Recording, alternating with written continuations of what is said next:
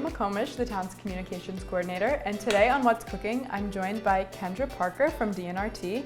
Kendra, what's cooking today? Today we're cooking beef and oyster stew. All right, and this is a recipe from the DNRT Cooking Book, correct? Yes. So we have this cookbook here. We put this together, I think, a year or two ago, and it's all recipes that are submitted by local community members, so DNRT members and supporters, friends of DNRT, just people that live in Dartmouth and surrounding towns. So people submit their favorite recipes, and it's been a great little fundraiser for us. And this is my recipe that I submitted. Yeah, so this is your recipe in the book. Well, your recipe that you've submitted that we're going to be making today. All right, so what's our first step? So the first step is we're going to prepare the beef.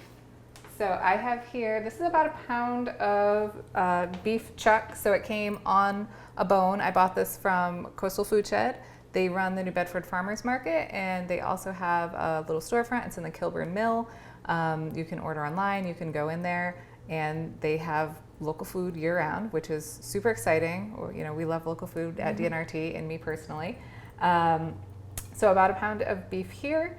And you can also just use stew beef if you're not, if you're just going to the grocery store and looking to pick up something quick, you can buy beef that's already been cut and cleaned. But this is a great cut for making a stew. We're lucky to be in like a coastal area that still has a ton of farms and a lot of local food. Yeah. That it's not always maybe the most convenient, but it really serves a good purpose in supporting the community, and it really speaks to what DNRT is doing. Yeah. So we love local farms. We actually have farmers at our office location on Chase Road, so behind the building. We have 3 farmers that are leasing land. We have a flower farm, we have a woman that's growing veg, and then we also have someone that's growing different veg and herbs. He is Haitian, and he's growing for markets up in the Boston area, but growing things like okra and amaranth and things that are delicious but not quite as common down here. So if you can't get it at a grocery store, you might be able to grow it. And that sounds like that's what's happening in the backyard over at DNRT. Yeah. That's awesome. Okay, so let's get this cooking. Alrighty. And then we'll talk a little bit more. Sure. So we're going to take the beef, and I'm just going to mix it in with a little bit of, this is just like all-purpose flour, and a little bit of salt and pepper. Fresh cracked pepper is the best. It's way more flavorful than the stuff that's already ground up. Absolutely. And then, so why are we coating the steak in this? So this is going to help thicken the soup later. So anytime you're adding flour to a soup or a stew, it's going to just give it a little more body, I guess. Yeah. That makes sense. It's tasty. It also kind of creates like almost a bit of a breading. There you go. So just throw all this right. here. So I should probably turn our stovetop on. What do you think? Like medium? Medium would be great. All right. Get that warming up. All right. So I'd say that looks good, but it's not quite appetizing yet. But that's what we want it to look like there. All right. Are we going to oil the pot? We are. So if you really... A little olive oil in there, for sure. Thank you. Oh, this is avocado oil. This is avocado oil. So avocado oil is my favorite oil to cook with. It has a really high smoke point, so it's great for using on a stove, and as opposed to olive oil, which can burn at high temperatures and smoke. So avocado oil doesn't, and it's still one of your kind of healthy oils. It's full of monounsaturated fatty acids, so it's a good oil. All right, so while that's going, why don't you tell me a little bit about what Dartmouth Natural Resources Trust does and what the mission is, and maybe what you do there. Sure. I'm the development outreach specialist at DNRT, and I am in charge of our events, our communications, fundraising, membership. There's only 5 of us, so we all kind of wear a lot of hats, but it's very interesting. Every day is kind of different. Yeah, some days you end up cooking oyster stew for TV. Some days, not often. But yeah, and so what we're doing over at DNRT is we're protecting land, and we've protected over 5,500 acres since our inception in 1971. That's a lot. We've been busy. Yeah. And of those acres, we own about 1,900. So we don't own all of it. Some are conservation restrictions. So that's when, say you own a property and you have 25 acres of woodlands behind your house and you want to make sure it's protected, but you don't want to sell it. So we would put a conservation restriction on the land. So it restricts what can happen on that land. And if you go to sell your property, the next owner also wouldn't be able to say build a house or whatever. So some of our properties that we've protected are in that way. We've also helped other groups protect land, but we still have quite a bit of our own that we manage. So we have about 20 properties right now that have trail systems on them, so over 40 miles. And, they're all very different. We have a couple of properties that have, 9-ish miles of trails on them. So if you wanted to, you could stay there all afternoon. Yeah. But there's short trails on those properties. If you want to just go to a big property and take a mile hike, you can totally do that. And then we have some properties, our smallest property, the New Bedford Garden Club, like you could walk through that property in about 4 minutes. So there's a variety of different types of trails that we have. Yeah, and they're all over Dartmouth. They're From all the top to the very bottom. Yes. You can find DNRT protected and public land. Yes. And actually like literally the top to the bottom. Yeah. So, our Wernick Farm property is like right up on the border of Fall River, and our Ocean View Farm property is aptly named, right at the ocean. So, of course. Yes. All right. How are we looking in there? So that is looking pretty good. So I might turn this up just a hair, and I will Add our steak. Yeah. Turn that up a little more. There was not the satisfying sizzle yeah. that I had hoped for. So learning how to, I always cook with a gas stove myself, so electric is like it's a different art form to me. Okay, so we've got our chuck roast cooking. Yes. This is a chuck roast? This is chuck, yes. Perfect. So it's in there cooking, and that means I think it's time to start chopping. Let's chop. All right, so the things we're going to be chopping are onions, carrots, mushrooms, and potatoes. Again, all of this is local, and sometimes when you buy local stuff, like it looks kind of weird, So you go to the grocery store, you're most certainly not going to get a carrot that looks like this. And when I went to pick up my order, I was a little bit surprised. But it's going to taste the same, and it's more fun. Yeah. So I will hand one of those to you, and I'm going to suggest probably quartering this.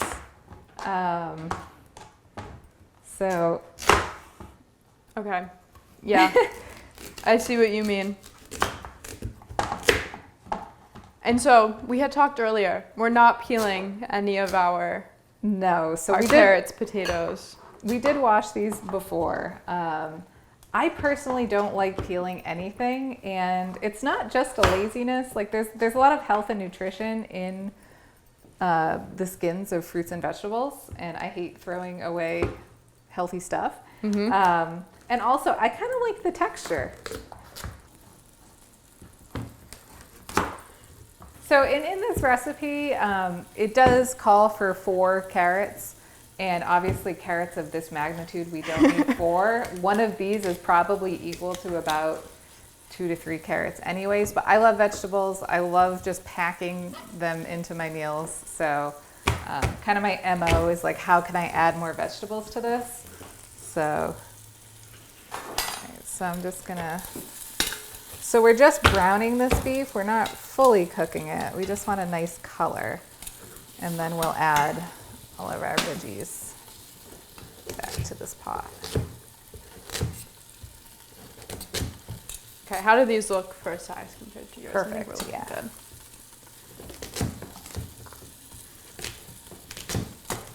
So DNRT, we found, preserves land, protects lands, and stewards land Yes. in town. What? I know there's more. So we have a lot of great events happening all the time, and there's a little bit of something for everybody.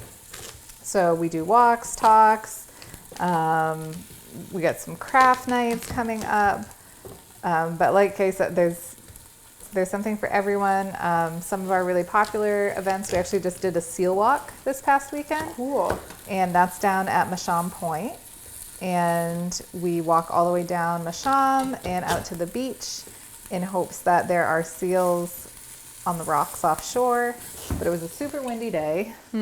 So the seals didn't really feel like being out. At the very end of the walk, after most people had walked back to their cars, we did see a seal. But that's the thing with nature, right? So we do all sorts of fun walks in hopes of seeing nature, but they don't always pan out. I mean, as long as you're out there, you're seeing nature. Maybe not what you had hoped for, but you're still getting it. Yeah. And then we also, like I said, we have some talks. So later this year in the early summer, our land manager Linda is going to be doing a bobolink. Thank you. With your carrots. A bobolink talk, which bobolinks are some really cute grassland birds, and then we'll be following that the next day with a bobolink walk.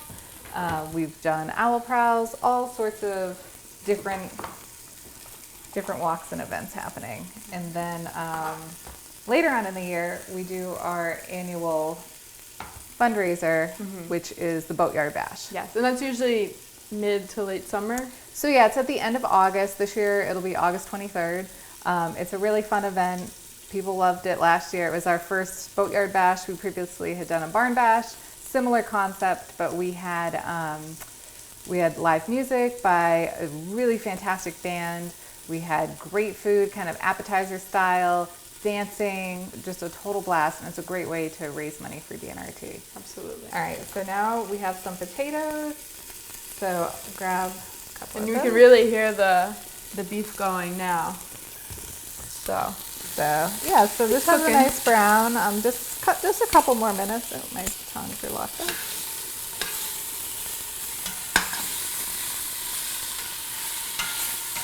So yeah, DNRT events, there's something for everyone, and there's always a way to be in nature with DNRT or to be inside talking about nature. Yes. And just learning, you're always learning more with DNRT events. Yeah, absolutely. All right, so how do you want these potatoes cut? So just, reasonable kind of bite-sized chunks. I like them on a slightly bigger size. All right. So what's your favorite of the DNRT properties? That's a really hard question. We have so many different properties. It kind of depends on what I'm in the mood for, but I've always really liked the Frank Knowles Little River Reserve. So that's on Potomska Road. It's one of our larger properties. It also abuts and kind of touches a bunch of other protected land, which is really cool. But a lot of people know it. There used to be a suspension bridge there. So that is no longer there because unfortunately people did not play by the rules and they really abused it, and unfortunately it did have to come down. But we do have a really nice boardwalk now that has replaced it. And also there is a salt marsh boardwalk, which is just absolutely gorgeous. There's two boardwalks that cross the salt marsh, and it's not often that you just kind of get to walk through a salt marsh, so it's really kind of a unique spot. And there's old house and barn foundations, there's old cars, in the middle of the woods. And it's just a really, really cool place. I'm going to cut up an onion, and we also need some mushrooms cut up. So however you want to cut them, personally, I love big chunks of mushroom in a soup. Okay. But if the mushrooms are really big, then just cutting them into slices might make more sense. Okay. But the mushrooms are also local. So like I said, everything here is local aside from kind of your salt and pepper and oil and all of that sort of stuff. And I definitely recommend folks check out the Dartmouth Farmers Market in season. And there's so many other farmers markets in the area. There's a local nonprofit called CMAP that keeps a great list of all the markets. And I also do a CSA every year at Flying Carrot Farm, which is on Yeah, they Elm have Street. a really good program. They have a great program, and they go all the way through the fall. So it's a great way to eat local food most of the year. So I took this out. You can see it's not fully cooked, but it does have a nice brown on it. And we're going to start cooking all of our vegetables. I'm not sure that I've ever cut a mushroom, if I'm being completely honest. I think I'm doing okay, but if you're looking over or anyone's watching saying, why is she cutting them like that? You know, sometimes we do things for the first time. So, to your point about walking through the marsh and it being very pretty, I'd say my favorite DNRT property, which is maybe a little lesser known, is Star of the Sea. Oh, Star of the Sea is I like gorgeous. Star of the Sea a lot. And it's like a mile loop. And it's just so pretty, and there's very rarely a lot of people there. Yeah, it's definitely a lesser known property. I think people get a little nervous because it's on a private road, so people feel like they can't go down there, but you totally can. Yeah, as long definitely. as you're going to visit the property. So please, please visit that one. But if it's summer, make sure you're doing bug spray because it is a very wet property and it can get a bit buggy. Yeah, usually I go like this time of year until it starts warming up a little too much, and then you can just see the water completely. It's very pretty. All right, so I am gonna start throwing some stuff into this pot. So you can see there's all kinds of fond on the bottom, but that's okay, that's flavor. And we'll kind of deglaze that a little bit after we cook these veggies. Okay. I can give you my potatoes to go with it. So, no potatoes yet. Let's hold off on the potatoes. I know we should have waited and cut those after, but I was eager.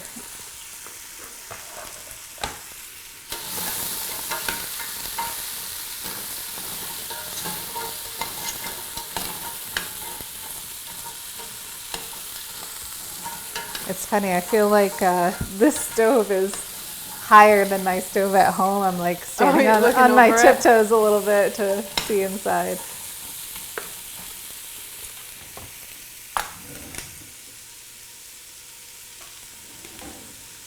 So how is DNRT able to keep track of so much land and so much trails? Or so many trails, I should say. So we have, first of all, a really, really dedicated staff.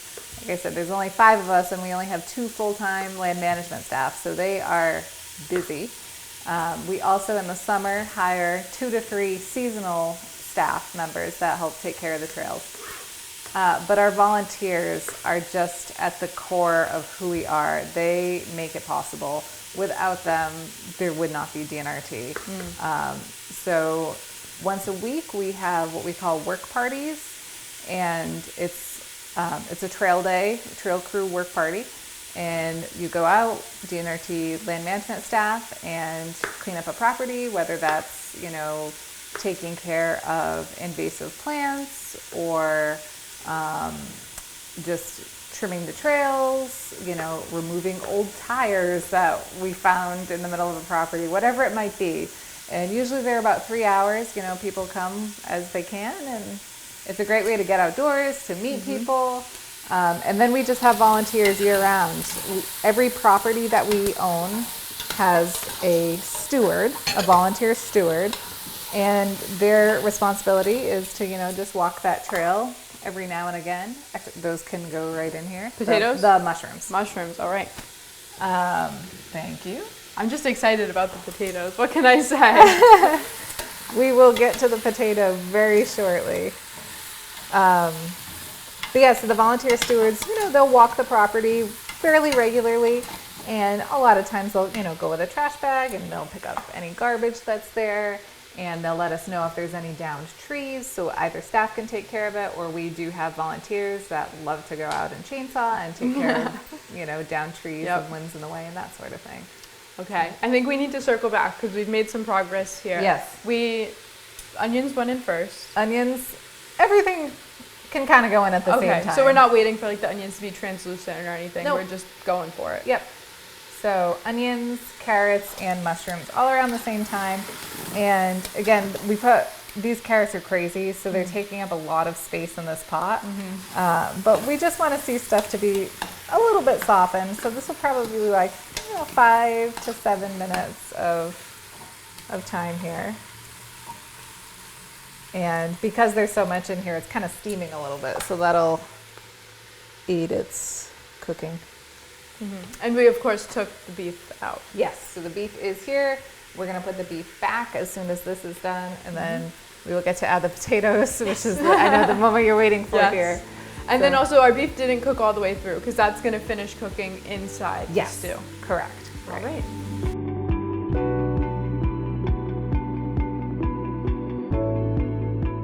Okay, so it's been about 5 minutes and everything's getting to know each other. We're softening a little bit up in the pot. All right. Time for... I know you want to do it. All right, so yeah, we're going to add the beef back to the pot along with the potatoes. All right. And we're going to add some broth and Guinness, and it's going to be delicious. So I will let you lead the way because I know you're very excited about this part. Excited about the potatoes. I do love a good potato in a soup. All right. Okay, so that's there's our potatoes. Add the beef back. Here we have 3 cups of water. And I have some bouillon, which I much prefer to buying broth. It's great if you can make your own broth, which we didn't really have time to do today. But I love this stuff. You know, this little jar is maybe $5, and you can get quite a few soups out of it. I mean, this says it has 38 servings, versus if you're buying, you know, a 4 cup of broth, it's, you know, $5 just for that. So I love this, and it's really flavorful, and you can add as much as or as little as you want, depending on your taste. So if you like really salty, like just pile it up. But for a soup like this, I'll probably do like a rounded tablespoon. And I think technically, like, you're supposed to mix this with warm water before you put it in, but guess what? It's gonna cook and it's gonna get warm anyways, so it'll all just kind of melt in. Yeah, that's a good tip. Instead of doing a broth, do the bouillon. But if you were to do a broth, what kind do you think? Beef broth, definitely. So this is beef bouillon. There you go. This is actually the reduced sodium one. These are very salty. And then we're going to put a bottle of Guinness. Yes, because this is an Irish recipe after all. This is an Irish recipe. So this soup, actually, in Old Ireland, would be used, the oysters would actually be used to stretch the beef. So oysters were very abundant and beef was very expensive. So versus nowadays, you know, going and buying oysters, they're $1, $1.50 a piece. So they really just make your soup more expensive, but they're delicious. I love oysters. I love raw oysters. One of my favorite foods. A good treat to have, but it is more of a it's becoming more of a delicacy. It is. Sure. And the oysters that I have here today, I did ask the guy at the fish market where they were from, and he said these oysters were from Duxbury. There you go. So I do love Wellfleet oysters. My husband's from Wellfleet and introduced me to Wellfleet oysters, and so I feel like there's like a soft spot, you know, for the Wellfleets, but these are really, really delicious too. They're super sweet and briny and yummy. So I'm excited to add them to the soup. All right. So this is pretty much it here. So we'd want to bring this up to a boil, and then once it's boiling, we'll cover it, which I have a lid somewhere, and we'll let it simmer for 1.5 hours to 2 hours. And of course, with any soup or stew, the longer it cooks, the more flavorful it is. And even the next day, once it's sat in the fridge all night, all those flavors meld, and it's delicious. So I'm not going to do this right now just because this isn't the time to do it yet, since this has to cook for 1.5 hours. But so what we do is we put a dozen oysters in this stew. So you probably, what I usually do is I shuck all the oysters at once, so all 12, and I'll just shuck them into a bowl and then just dump the whole bowl in. So you want the brine and everything as well, which also helps to flavor the broth, so you don't need quite as much salt. But with anything, you know, when it's done, taste it. If it needs more salt, more pepper, more something else, you can do that as well. Actually, and I forgot, Worcestershire adds a nice flavor, a little umami. All right, so with the oysters, I can demonstrate shucking an oyster. So I have to say, these are some of the most difficult oysters that I've ever shucked. I have no problem shucking oysters, and I went to shuck a couple yesterday, and they all have this kind of like little bump, so the knife didn't really fit there well. I mean, I did it, but it was, this one looks like a good one. So what I do is I usually take the oyster in a dish towel, also to protect your hand a little bit in case the knife slips, which admittedly has happened to me. And you want to just take the shucking knife and kind of stick it in this hinge and wiggle it back and forth a little. And you want to get a downward motion so that you don't stab yourself. And you can see it start to open, and then that knife slides right in.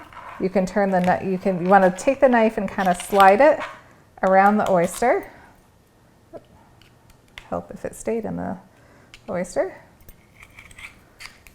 And then you just can kind of tilt the knife sideways to open it up. There we go, super yummy. And since we're not gonna shuck all 12, we'll just throw that guy in the pot for now. And yeah, like you were saying, the whole brine, everything. Everything goes in there. Did you want to attempt to shuck one? I will. All right. I will. Let's see. Have you shucked an oyster before? I haven't, but I used to work at a seafood restaurant, so I've seen it done many times. Alrighty. But actually getting in there and doing it, let's see. I'm trying to find like an easy one. Like I said, these ones are all, they're not ideal for a first shuck. But I'd say probably try this one. Here. Okay. All right. I'm gonna take the towel. Come closer. I'm gonna need instructions as we go. So we're holding the oyster. Yep. And then perfect. You want to get it in that hinge, maybe even kind of on the end a little bit more, but wherever it's going to fit. And you definitely want to kind of have it, and then just angle down a little bit more so that you don't get your hand. And then just kind of press and wiggle into that hinge. Perfect. Wow. All right, and then you're gonna slide the knife all the way around the oyster. Oop, we're losing a little brine. That's fine. All right, I stabbed it a little, but I think it's still gonna be good. So well done. So that goes right in the pot. And I just have to cut it off the shell a little bit. All right, get in there. Great. That was fun. Yeah, all right. So now you're ready for a summer party. Oh, yeah. Invite your friends. It doesn't, new party trick. Dozen raw oysters. All right. So still waiting for this to boil, but as soon as it does, we'll just turn it down and let it cook for a couple hours. A couple hours, yeah. Longer the better. And then at the very end, oysters go in. At the very end, the oysters go in. So those guys they might get a little tough. That's okay. But that's fine. So we'll throw the rest in a couple hours, and it'll be good to go. You very generously made a backup soup that has been simmering this whole time, warming up, but now it is too hot. So we've got a couple portioned off to the side, cooling down. And while that cools down, can you tell us about what's on the horizon for DNRT? Sure. So kind of one of the big things we have going on this year is we're going to be opening our Flag Swamp Bog property. So that's in far north Dartmouth, and it is an old cranberry bog. And it hasn't been farmed in quite some time, and so we're just kind of cleaning it up, and there'll be about a mile of trails, so not a whole lot, but through the bogs, a little bit through some woodland, but it's great. It's really unique compared to most of our other properties. I mean, we definitely don't have another cranberry bog. We do have one other property that's kind of flat and wide open, but this is a great property for people who, like that open environment to feel safe, right? You can see everything around you. It's not trees, just there's a sense of kind of security. But yeah, it's just a different spot, and we're really excited for that one. Absolutely. Opening. And then the daffodils, they're coming. They're coming, yeah. So our Parsons Reserve, so daffodils will probably be in bloom in 2 weeks or so. It's hard to say because this property is located in the middle of the woods. It's a gorgeous daffodil field, but surrounded by trees, so it's really different and unique, and it's totally become a tourist attraction. So someone actually made a viral video about Parsons this year that's been shared over 1 million times. So we expect it's going to be a little bit busier than usual, but it's always busy. And just for folks that don't know about it, the field was planted in the 1940s during World War II. So there was an embargo on bulbs. So a gentleman named Raymond Petty planted this field of bulbs for sale. And the war ended, which was lovely, and the daffodils remain. So because this wasn't designed as a tourist destination, it gets a little crazy. The parking lot, the town graciously lets us use the town landing parking lot. We always leave a couple of spots open for boats. So if people do have boats, sometimes you drive by and you go, I can't get in there, but you can. There is always a spot for boats. But because, like I said, because of what it is, that's all we have for parking. We have a little parking a little bit further down the road. We could fit about 10 cars, but it kind of is what it is. And unfortunately, it's not handicapped accessible because it was planted in the middle of the woods, 80 years ago without that in mind. So there is a really steep hill to get up there. But once you're up there, it's like a 5 to 10 minute walk. It's not super long. But it's absolutely gorgeous. It's a great place to take some pictures with your family, although we don't allow professional photography because it is so busy up there. But it's a great place to take a walk with your family, your friends. If you're able to see it, it's so worth it. It's gorgeous. So beautiful. Go midweek when there's fewer people. Yes. Midweek, midday is the best. Midweek, midday for sure. Avoid weekends, avoid school vacation week, which I think this year it's a little late. It's the week of the 20th. But it gets crazy down there, but it's so worth it. It's crazy for good reason. It's beautiful. And we just ask a $5 donation. It helps, support us and helps maintain the field because it is a lot. We do have staff up there. We have staff helping with parking, helping just monitor the visitor experience. So, and we also sell daffodil t-shirts. I don't know if you've seen those, but those have been really popular the past couple of years. And those are available on the DNRT website? So they are available on the website, but they're also available right at the field. So we have people selling them there. So go away with a souvenir. Sweet. Okay, our soups should be good to go now. Alrighty. So here, I'll give this one over to you. Thank you. And I'll have this one. Okay.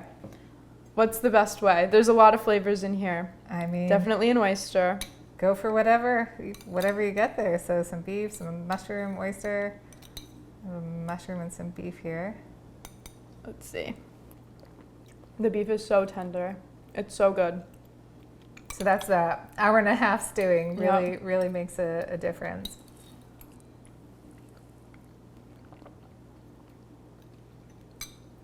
It's good. I was wondering if it was going to be sort of like a fresh clam chowder, where it really tastes like almost like fishy and clammy. But no, this is very much a stew with oysters in it. Yeah. And like a little subtle brininess. It's really good. Yeah, and it's different. And just even with the Guinness, like it gives a different flavor. Yeah, that is really good. I know hearing the name, it might be a little bit like, oh, is that going to be good? Make it. It's delicious. And if you don't like oysters, you can just make it without oysters. Yeah, exactly. If that's a little too weird for you. No, this is delicious. Thank you so much for coming on and making this today. Thanks for having me. Of course. Can you just real quick tell us how community members can support DNRT? Yeah, absolutely. So we are a completely membership supported land trust. So we're not part of the town, which is kind of a big misconception. We are, it's all private fundraising. Sometimes the town does help with projects, but for the most part, our day-to-day, like we need you. Yeah. So you can become a member of DNRT by going on our website or coming by our office. Our memberships start at $35, and that really just helps to support us and helps us keep protecting properties. And if you want to get involved in other ways, we always can use volunteers. Sign up on our website for that as well, or call us, pop into the office, but we can use volunteers on the trail. We can use volunteers helping us, sending out big mailings in the office, doing filing, at events, leading walks, whatever. So if you want to help us, we can find something for you to do. There's tons. And of course, buy the cookbook. And buy the cookbook. It has this great recipe and so many more. Yeah, so this cookbook, it's on our website, it's in our office, it's a great fundraiser, it's a great way to support us. There's tons of absolutely delicious recipes and in local there. recipes, so Yeah. they're gonna be great. Yeah, and you know, the thing is, like, people put in their favorite recipes, so you know they're good. Someone says, I love this so much, I need to share it. So we hope others will enjoy it. Thank you so much, and I hope you come back again to make another DNRT cookbook recipe. All right, thank you.